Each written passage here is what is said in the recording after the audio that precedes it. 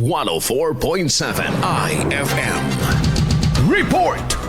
Dinarayo ngayon ang pinakamataas na talon sa buong Ilocos Region, ang Aw-Asen Falls na matatagpuan sa Barangay Santo Rosario sa Sigay, Ilocos Sur. Kaugnay nito, nagpaalala ang Sigay MDRRMO sa mga turistang bumibisita rito, partikular na ang mga nakamotorsiklo. Dahil pababa at paakyat ang tutunguhing destinasyon, pinalalahanan ng mga motorista ukol sa posibleng pagkakaroon ng loose brake habang papunta sa naturang pasyalan. Hinikayat ang lahat na magkaroon ng regular na maintenance o laging pag-check sa preno ng mga sasakyan. Importante ring matiyak na malinis at sapat ang brake fluids, pagpapalit ng brake pads at pagsiguro na walang problema sa brake lines. Huwag i-overuse ang paggamit ng preno upang iwas overheat at inirerekomenda rin ang pag-upgrade ng brake system. Samantala, nasa 6 hanggang 8 oras ang layo nito mula Metro Manila via Quezon City, Ilocos Sur at mayroong 45 minutos na pag-hike upang makarating dito. Mula rito sa IFM Digupan, ito si Idol Ronara Katatak,